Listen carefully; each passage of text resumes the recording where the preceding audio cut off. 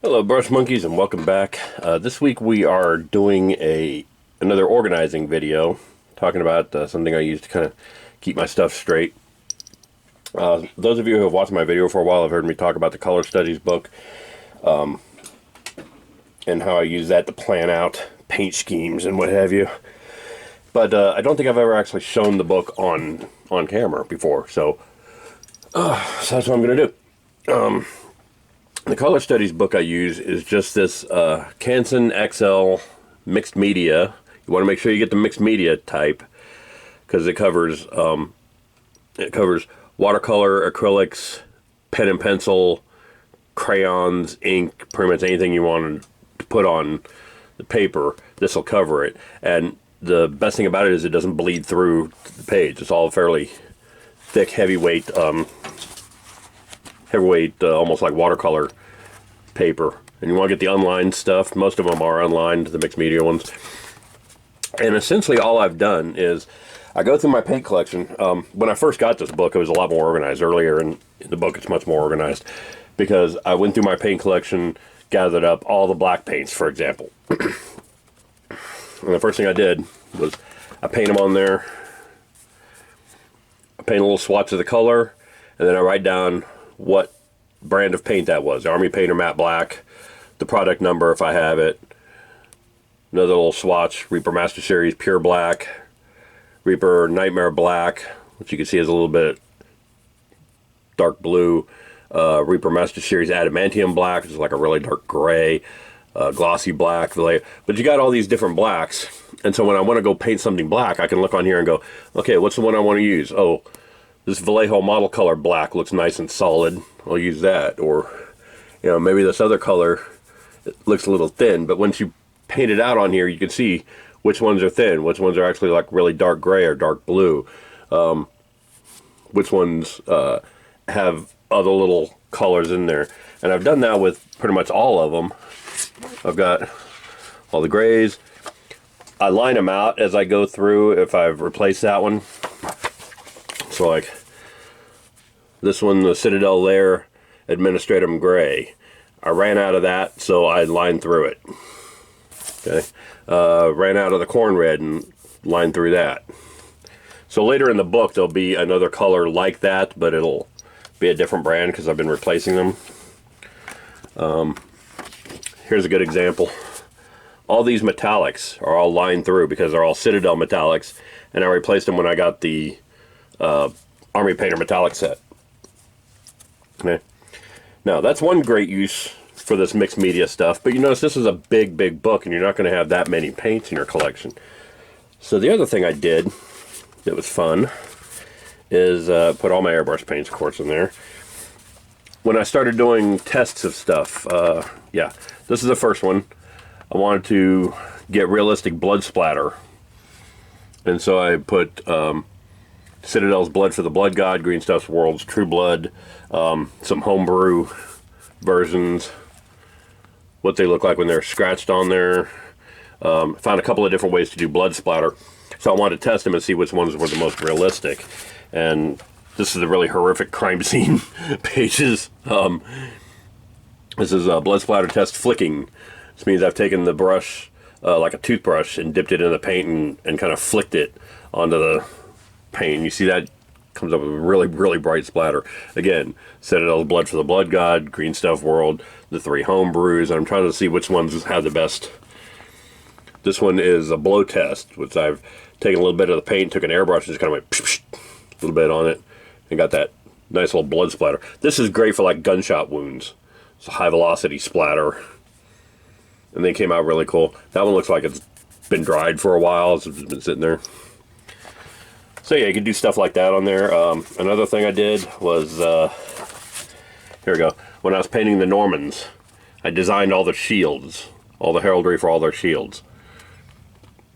And so I've got all these patterns marked out, and I put a little check mark next to each one of them as I used them, so I didn't duplicate the patterns. And so they all have unique heraldry on their shields, which is kind of cool. You can also use it to practice things like plaids or anime eyes, that kind of thing. At one point in here, I thought I had Thought I had some practice for the when I was painting the Harlequins. I did. Oh, some of you may remember I did that joke video about the invisible line of paints. There's all the Army Painter invisible paints. You gather them in groups like the Flesh Tones set, the Army Painter Metallic set. You can see what they look like, see how well they cover, different washes. This is the new Army Painter Speed Paints set, basic set, and what they all look like and how well they cover. So there's a lot of different stuff you could do with these.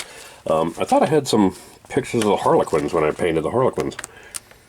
But yeah, you just want to get one of these multi-purpose, multimedia. There's the Harlequins. The little diamond patterns that I did for the different Harlequins and things on there. Eyeshadow test for another figure, some freehand test. I wanted to make sure that I was going to be able to do the design small enough that it was going to fit on the piece that I needed it to fit on. So yeah, there's a lot of different stuff you could do with one of these things, and it really is kind of an invaluable resource for when you're planning out your minis. Because you might have a mini and you think, okay, I want his pants to be brown. Well, what shade of brown do I want them? I can do them in, let's see, go back here to the browns. There we go. Oh, those little flesh tones.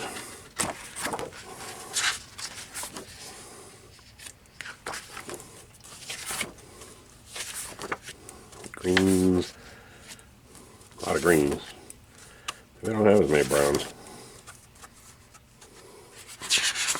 There we go. There's the browns.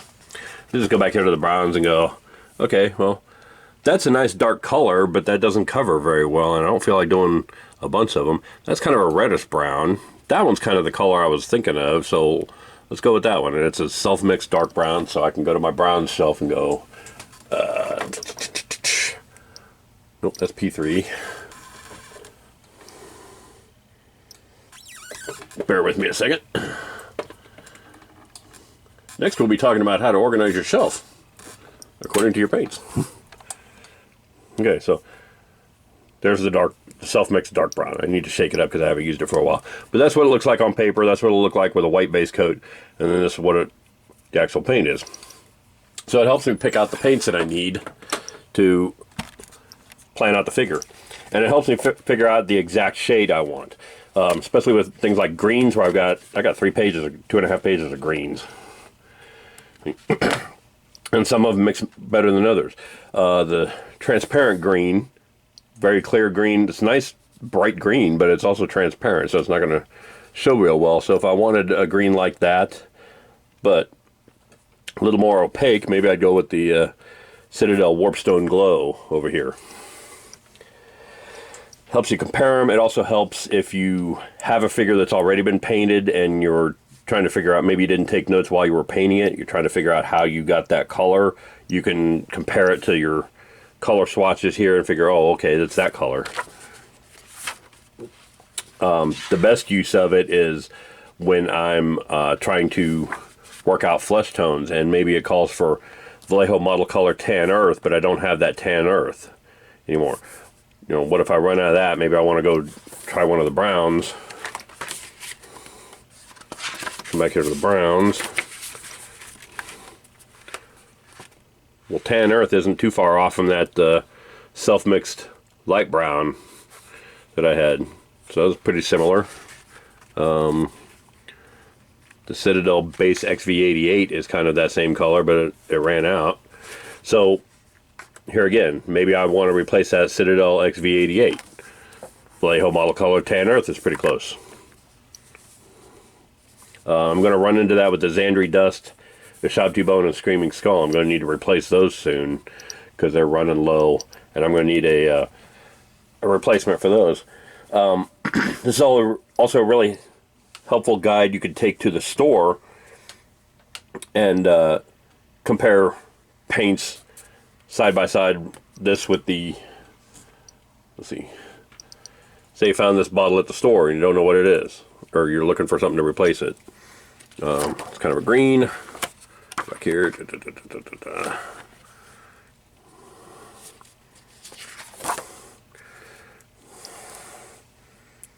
see. It says Death Guard green, so it's that color right there. Bring this up so you can see it. Okay, so that's that color right there. You can see what the paint's actually going to look like on the figure versus what it looks like in the bottle. Because you can see it looks quite a bit lighter in the bottle than it does on the page. And you also get to see what it looks like and how it finishes. A lot of times things will dry lighter or darker depending on how they're made, or they'll dry matter or glossier depending on how they're made. It lets you see all that kind of stuff while you've got it out on the paper. And the coverage will give you an idea of how it looks when it goes over like black or gray versus where it goes over white on these. So if you get a chance, definitely go pick up one of these mixed media things. I think this one was only, let's see if it's got a price tag. Nope. It wasn't that expensive. I think it was only like, sorry, I thought it had a price on it. I think this book was only like $5 or $6 at the Michael's. You can get them at most art supply stores. If you live in the Kansas City metro area, there's a great one on Southwest Boulevard that's got a lot of different sizes of them. This is a good size to have. It's 7 by 10 inches. It's not huge, but it'll do everything you need it to do and still be fairly compact. You can get smaller ones, you can get bigger ones, but that's a good one to have. I've gotten a bunch of paints since then that I think I'm going to need to redo the book before too long to keep them all together, because I've got a whole page of blues and then I've got like 5 or 6 other blue paints elsewhere in the book to look through. But anyway, this is a great tool. It's a great resource for organizing your paints. It's 60 pages and it's 98 pound proof, but that's for a huge, I forget how they measure paper, but it's for a huge amount. But stop and get one of these things. Like I said, $5 or $6 at your local art store. Check it out. It's a great resource, and it'll last you a really, really long time and serve you really well. So, thanks for watching. In the meantime, I'll see y'all later. Bye.